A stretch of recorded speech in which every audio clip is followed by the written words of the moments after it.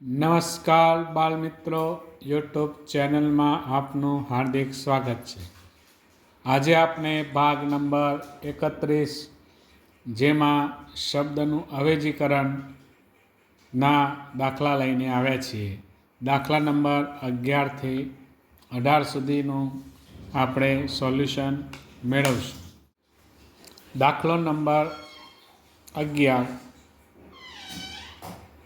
કોઈ ભાષામાં પાર્ટ્સને 2, 3, 4, 5, 6 અને સમને 6, 7, 8, 9 વડે લખી શકાય તો તે જ ભાષા મુજબ સ્માર્ટ શબ્દ માટે શું લખી શકાય?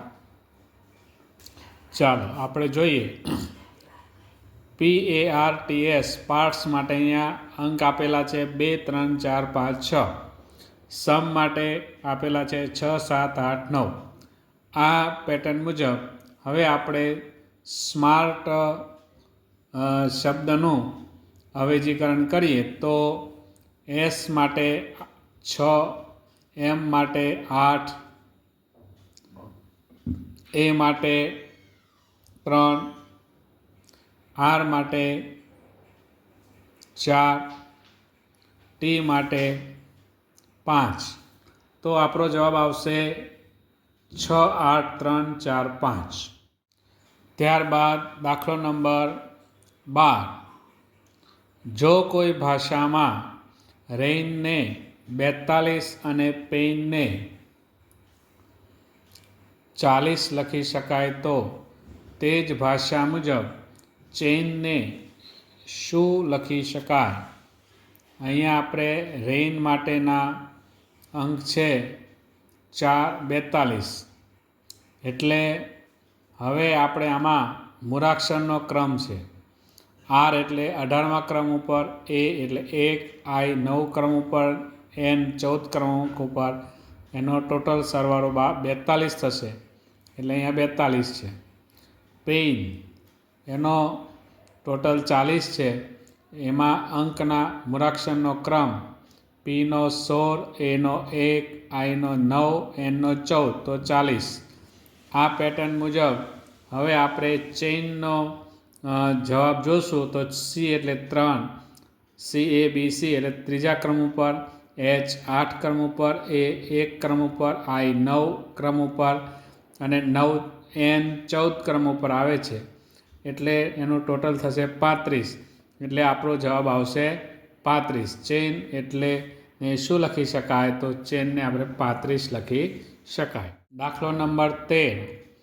જો કોઈ ભાષામાં D બરાબર 8, H બરાબર 16 અને K બરાબર 22 લખી શકાય તો તે જ ભાષામાં R મૂળાક્ષર માટે શું લખી શકાય? આગળ અહીંયા જોઈએ આપણે તો D એટલે 8, M એટલે 16, K એટલે 22.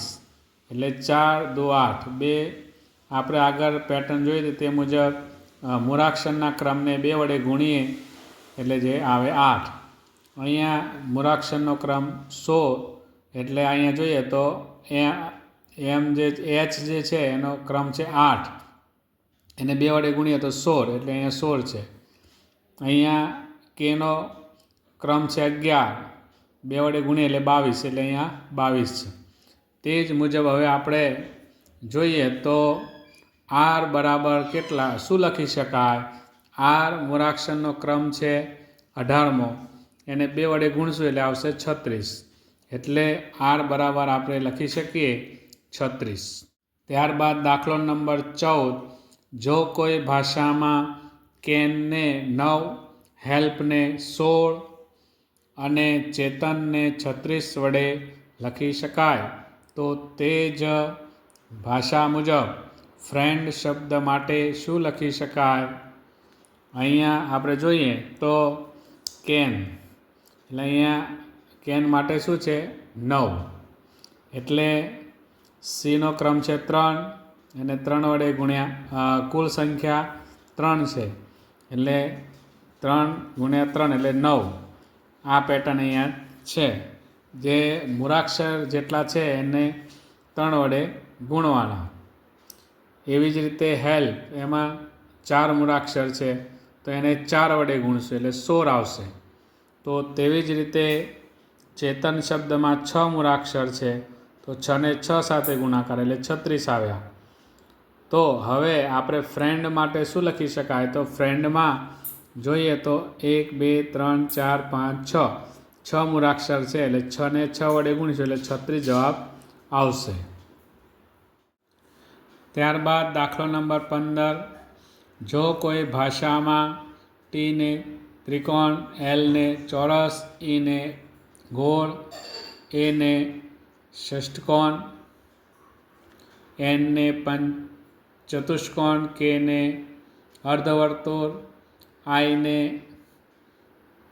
સ્ક્વેર વડે દર્શાવવામાં આવે તો અંકિતા શબ્દ માટે શું લખી શકાય? તો અહીંયા આ મૂળાક્ષર મુજબ અહીંયા એનો આકૃતિ આપેલી છે અને તે મુજબ આપણે હવે જવાબ શોધવાનો છે.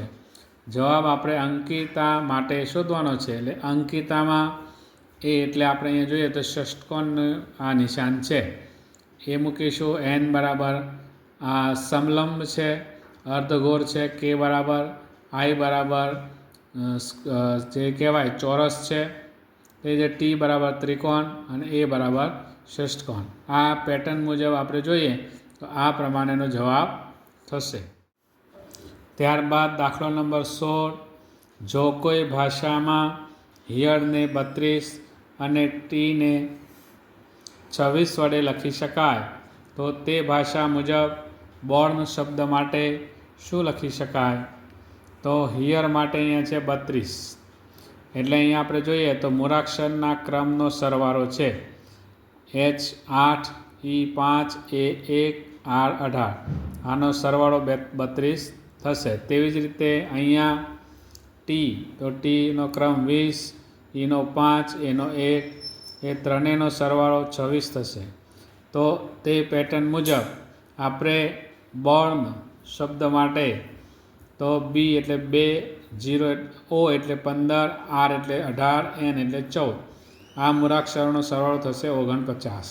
તેથી આપણે અહીંયા બોર્ન શબ્દ માટે શું લખી શકીશું? તો 49 લખી શકાય. ત્યારબાદ દાખલો નંબર 17, જો જયપુરને મુંબઈ, મુંબઈને દિલ્હી અને દિલ્હીને પટના કહેવામાં આવે તો ભારતની રાજધાનીને શું કહેવાય? તો બાળમિત્રો, આગળ આપણે જોયું તો તેમ શબ્દનું અવેજીકરણ છે. ભારતની રાજધાનીનો જવાબ છે દિલ્હી, તો અહીંયા દિલ્હીનું અવેજીકરણ છે પટના, આપણો જવાબ આવશે પટના.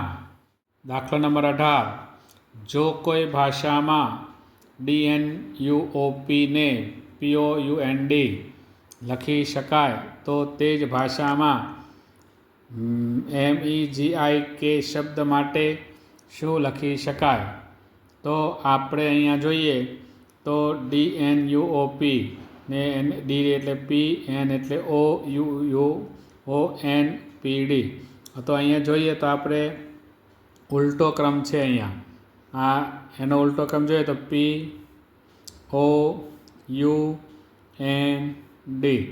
તે જ પેટર્ન મુજબ હવે આપણે અહીંયા જોઈએ MEGIK, તો એનો ઉલટો ક્રમ જોશું તો KIGEM. આ મુજબ આપણો જવાબ થશે. તો આજે આપણે ભાગ નંબર 31માં 11 થી 18 દાખલાનું સોલ્યુશન મેળવ્યું. હવે પછી આપણે 32મા ભાગમાં 19 થી 28 સુધીના દાખલાનું સોલ્યુશન મેળવશું. નમસ્કાર.